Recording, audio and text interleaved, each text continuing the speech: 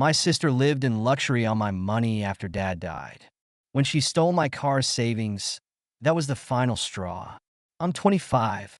4 years ago, my life changed forever when my dad was killed in a hit-and-run accident. Losing him was devastating, not just because he was the backbone of our family, but because the person responsible was never caught. We were left with a void no one could fill and a mountain of grief we weren't prepared to face. 2 months later, at my college graduation, Mom squeezed my hand weakly. "Your father would be so proud of you," she whispered, but her eyes were vacant, still lost in grief.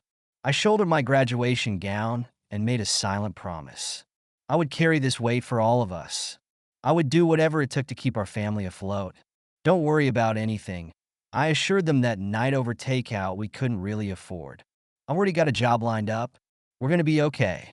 Mom tried to protest, her hands trembling as she pushed food around her plate. "Sweetie, you should focus on your own life. Your father wouldn't want.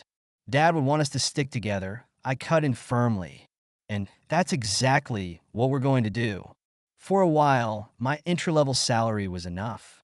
I paid the mortgage, kept food on the table, and even managed to put a little aside for emergencies.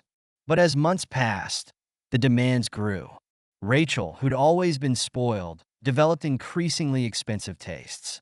"Organic food is just healthier," she'd insist, tossing overpriced groceries into our cart. "And these beauty treatments aren't luxuries, they're self-care. You'd understand if you took better care of yourself." I'd watch the grocery bill climb, feeling my stomach knot. "Rachel, we need to stick to a budget." "God, you're so controlling," she'd snap, flipping her hair. "Just because you're paying for everything doesn't mean you get to dictate how we live. Right, Mom?" Mom would hover nearby, wringing her hands. "Girls, please don't fight. Your father would hate to see you like this."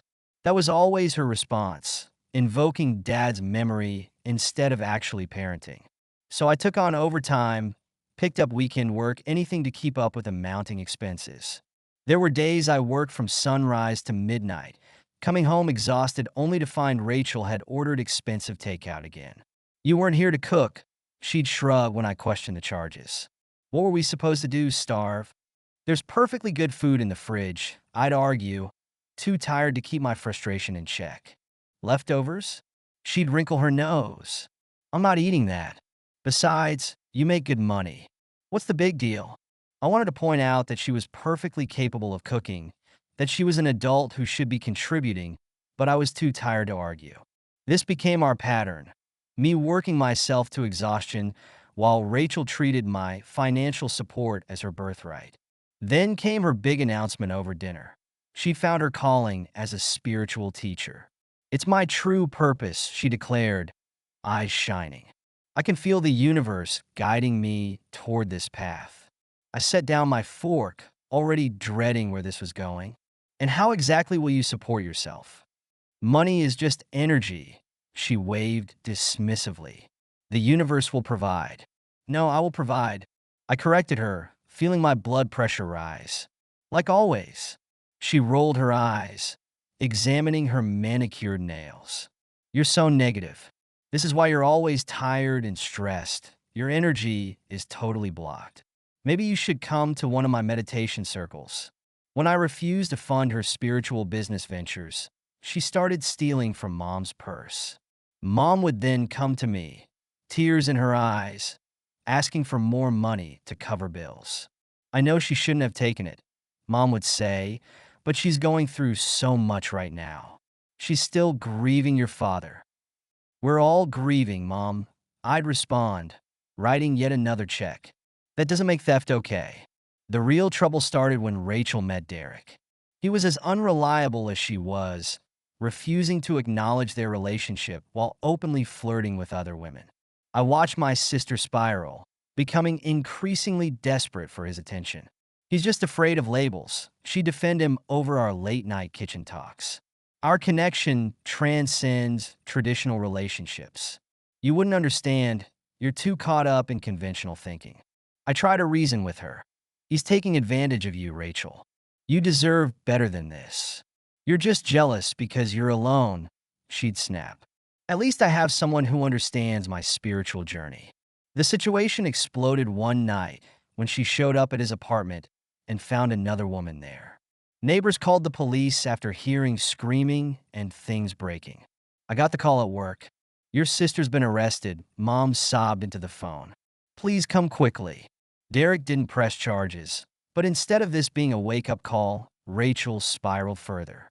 She started drinking heavily and bringing strangers home. One morning, I found drugs in her bathroom. Mom, I said that night, after Rachel had passed out on the couch, we need to get her professional help. Real help, not more spiritual retreats or crystal healing. Mom nodded, but her idea of help wasn't what I expected. She found a luxury wellness retreat in Arizona that cost more than I made in 3 months. It's perfect, she gushed, showing me the glossy brochure. They combine traditional therapy with holistic healing. Rachel will love it. We can't afford that, I said firmly. I've been saving for a car to cut down my commute. That money needs to go towards something practical.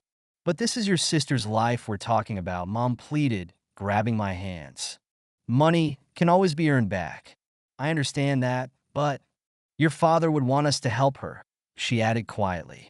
I felt my jaw clench. Dad would want us to be responsible, to stand on our own feet. How can you be so cold? Mom's voice cracked. Don't you care about your sister at all? Of course I care. I've been caring for both of you for years. But we can't keep throwing money at problems and hoping they'll go away. Mom seemed to accept this, and I thought the matter was settled. I was wrong. One night, I came home from a double shift to find the house empty except for a note on the fridge. Sorry, we couldn't wait. Rachel and I are on our way to the retreat. Money can always be earned back, but your sister's mental health comes first. My hand shaking, I checked my bank account. Every dollar I'd saved gone. I left them both angry voicemails. How could you do this? After everything I've sacrificed for this family? The only response was a text from Rachel, a winking emoji. Something in me snapped. Years of resentment, exhaustion, and violated boundaries came crashing down. I spent the next week methodically packing up everything I'd bought for the house, the furniture, appliances, even the dishes and cutlery. My friend offered me her spare room while I figured out my next steps. When they returned home to an empty house, the calls started immediately. Where are you? Mom sobbed into my voicemail. Why would you do this to us? We're your family. Real mature, Rachel texted, taking everything like a spoiled brat. Mom's crying her eyes out. Hope you're happy. When I finally answered, my voice was steady. I'm done. You took my savings, violated my trust, and left me with nothing. Now you can figure it out on your own. But we're family, Mom whimpered. We need you. Please don't abandon us like this. No, I corrected her. You need my money. And that's done. We don't have food. Rachel shouted in the background. Mom can't work. How could you be so selfish? Funny how I'm selfish for stopping, but you were never selfish for taking. I hung up, blocked their numbers, and started rebuilding my life. I found a small apartment, started saving again, and for the first time in years felt like I could breathe. They showed up at my workplace once, causing a scene in the lobby. Please, Mom begged, mascara running down her cheeks. We've learned our lesson. Come home. Rachel stood behind her, arms crossed. Yeah, we get it. You've made your point. Now stop being dramatic and help us out. I looked at them both, my mother, aged beyond her years, and my sister, still entitled even in crisis. I'm done, I said quietly. You're not my responsibility anymore.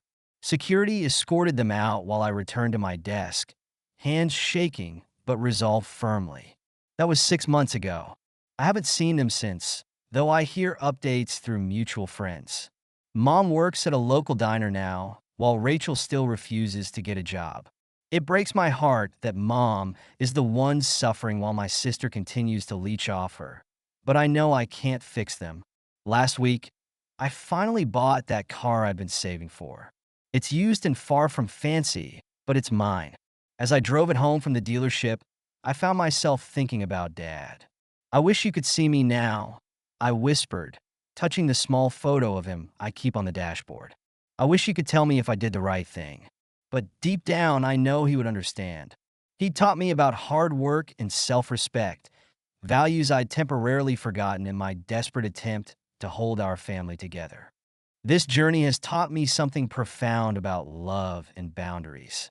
Sometimes the most loving thing you can do is step away. Sometimes helping others means stopping the help that's hurting them. And sometimes the family you need to save most is yourself. I've learned that unconditional love doesn't mean unconditional acceptance of toxic behavior. It doesn't mean sacrificing your own well-being for others who won't help themselves. Real love, the kind that truly helps people grow, comes with boundaries. These days, I'm finally living for myself, and it feels incredible. I'm dating someone who respects my boundaries, advancing in my career, and planning my first real vacation, something I haven't done in years. The guilt still creeps in sometimes, usually late at night when I'm alone with my thoughts. But I remind myself that I'm not responsible for fixing others at the cost of breaking myself. Yesterday, I found an old photo of our family, Dad, Mom, Rachel, and me, all smiling at some long-ago birthday party. We looked so happy, so normal. For a moment, my heart ached for what we'd lost. But then I remembered what I'd gained: strength, self-respect, and the wisdom to know that sometimes loving someone means loving yourself enough to let them go. I don't know what the future holds. Maybe one day, if Mom and Rachel truly change, we can rebuild our relationship on healthier terms. But for now, I'm focused on healing and growing stronger. Because I've learned the hardest but most important lesson of all. Before you can be there for anyone else, you have to be there for yourself first. The sun is setting now as I write this, casting long shadows across my small but peaceful apartment. There's no drama here, no chaos, no constant demands. Just quiet and peace and the knowledge that I finally chose myself. Dad would be proud of that, I think. Not because I walked away, but because I finally stood up for myself. Sometimes the bravest thing you can do is admit that you can't save everyone, and that's okay. Sometimes the best way to honor those we've lost is to live authentically, even when that means making difficult choices. Tonight, I'll sleep peacefully in my own space, surrounded by things I've earned and chosen for myself. And tomorrow, I'll wake up and continue building the life I deserve, one boundary, one day, one step at a time. Because that's what healing looks like. Not a dramatic moment of triumph, but a quiet, steady commitment to your own worth, your own peace, and your own truth. And finally, after all these years, I'm ready to live that truth. Thank you so much for listening to my story. If you have any thoughts, I'd love to hear them. So please leave a comment. Don't forget to like and subscribe if you want more stories like this one.